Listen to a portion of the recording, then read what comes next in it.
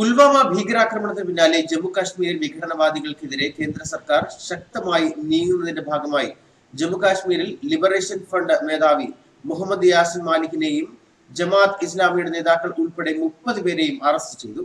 വെള്ളിയാഴ്ച രാത്രി 10,000 ഭടന്മാർ ഉൾപ്പെടുന്ന 100 കമ്പനി കേന്ദ്രസേന കശ്മീരിൽ എത്തിയതിന് പിന്നാലെയാണ് വ്യാപകമായ റെയ്ഡും അറസ്റ്റും നടന്നത്. നിലവിലുള്ള 65,000 കേന്ദ്ര ഭടന്മാർക്ക് പുറമെ അടിയന്തരമായി 10,000 ഭടന്മാരെയാണ് വിന്യസിച്ചത്. വെള്ളിയാഴ്ച രാത്രി മുഴുവൻ നീണ്ട റെയ്ഡിലാണ് ഇവരെ അറസ്റ്റ് ചെയ്തത്. രാത്രി 11 മണിയോടെ മായ്സുമയിലെ വസതിയിൽ നിന്ന് അറസ്റ്റ് ചെയ്ത മാലിക്കിനെ പോലീസ് സ്റ്റേഷനിലേക്ക് മാറ്റി.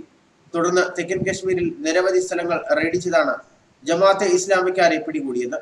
സംഘടനയുടെ അധ്യക്ഷൻ ഡോക്ടർ അബ്ദുൽ ഹമീദ് ഫയസ്, വക്താവ് ഡോക്ടർ സാഹിദ് അലി, മുൻ സെക്രട്ടറി ജനറൽ ഗുലാം ഖാദർ ലോൺ, അനന്തനാഥ് ജില്ലാ മേധാവി അബ്ദുൾ റൌഫ് തുടങ്ങിയവരാണ് പിടിയിലായത്. ജമാഅത്ത് ഇസ്ലാമിക്ക് 5000-ഓളം അംഗങ്ങളാണ് കശ്മീരിലുള്ളത്.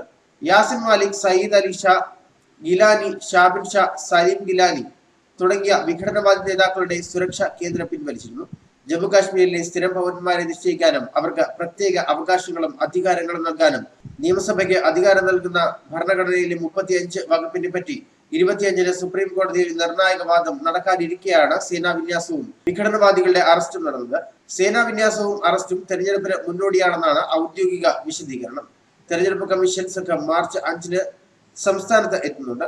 ഇപ്പോൾ രാഷ്ട്രപതി ഭരണത്തിലുള്ള സംസ്ഥാനത്ത് പാർലമെന്റിനൊപ്പം നിയമസഭയിലേക്കും തെരഞ്ഞെടുപ്പ് നടക്കും. എതിർത്ത മെഹബൂബ വിഘടനവാദികളുടെ അറസ്റ്റിനെ മുൻ മുഖ്യമന്ത്രിയും PDP നേതാവുമായ മെഹബൂബ മുഫ്തി ചോദ്യം ചെയ്തു. അറസ്റ്റ് ഏകപക്ഷീയമാണ്. ഇത് കശ്മീരിൽ പ്രശ്നങ്ങൾ വഷളാക്കുകയുള്ളൂ. വ്യക്തികളെ അറസ്റ്റ് ചെയ്യാം, അവരുടെ ആശയങ്ങളെ തടവിലാക്കാൻ പറ്റില്ല, മെഹബൂബ ട്വിറ്ററിൽ കുറിച്ചു. 45 CRPF, 35 BSF, 10 കമ്പനി സശസ്ത്ര സീമാബിൽ, 10 ITBP, മൊത്തം 100 കമ്പനിയിൽ 100 ഭടന്മാർ എത്തിയത്. അതേസമയം രാജ്യാന്തര സമ്മർദ്ദം ശക്തമാകുന്നതിനിടെ ഭീകര സംഘടനയായ ജെയ്ഷെ മുഹമ്മദിനെതിരെ നടപടിയെടുത്തെന്ന അവകാശവാദവുമായി പാകിസ്ഥാനും രംഗത്തെത്തിയിരുന്നു. പുൽവാമ ഭീകരാക്രമണത്തിന്റെ ഉത്തരവാദികളായ ജെയ്ഷെ ആസ്ഥാനത്തിന്റെ നിയന്ത്രണം സർക്കാർ ഏറ്റെടുത്തു. പാക് പഞ്ചാബിലെ ബഹാവൽപൂരിലാണ് ജെയ്ഷെ മുഹമ്മദിന്റെ നിയന്ത്രണത്തിലുള്ള മതപഠനശാലയും മസ്ജിദും സ്ഥാപനങ്ങളും സ്ഥിതി ചെയ്യുന്നത്. 600 വിദ്യാർത്ഥികളും 70 അധ്യാപകരും ക്യാമ്പസിൽ ഉണ്ടായിരുന്നതായി പാക് സർക്കാർ അറിയിച്ചു. പാക് പ്രധാനമന്ത്രി ഇമ്രാൻഖാന്റെ അധ്യക്ഷതയിൽ ചേർന്ന സുരക്ഷാ സമിതി യോഗ തീരുമാനം അനുസരിച്ചാണ് നടപടി. എന്നാൽ ജെയ്ഷെ മുഹമ്മദ് തലവൻ മസൂദ് അസ്ഹറിനെ കുറിച്ച് പാകിസ്ഥാൻ ഇപ്പോഴും മൗനം പാലിക്കുകയാണ്. പുൽവാമ ഭീകരാക്രമണത്തെ അപലപിച്ച് UN രക്ഷാ കൗൺസിൽ കഴിഞ്ഞ ദിവസം രാവിലെ രംഗത്തെത്തിയിരുന്നു. പാക് ഭീകര സംഘടനയായ ജെയ്ഷെ മുഹമ്മദിന്റെ പേരെടുത്ത് പറഞ്ഞുള്ള പ്രമേയം രക്ഷാ കൗൺസിൽ അംഗമായ ചൈനയ്ക്ക് തിരിച്ചടിയായി. അതേസമയം കശ്മീരിലെ സോബാറിലുണ്ടായ ഏറ്റുമുട്ടലിൽ സൈന്യം ഒരു ഭീകരനെ വീണ്ടും വധിച്ചു. ഉത്തർപ്രദേശിലെ സഹാറൻപൂരിൽ ജെയ്ഷെ മുഹമ്മദ് ബന്ധം ആരംഭിച്ച് 2 പേരെ അറസ്റ്റ് ചെയ്യുകയും ചെയ്തിരുന്നു. ഭീകരതയുടെ പേരിൽ രാജ്യാന്തര സമൂഹത്തിൽ പാകിസ്ഥാനെ ഒറ്റപ്പെടുത്താനുള്ള ഇന്ത്യയുടെ നീക്കങ്ങൾക്ക് കരുത്ത് പകരുന്നതാണ് UN രക്ഷാ സമിതിയുടെ പ്രമേയം.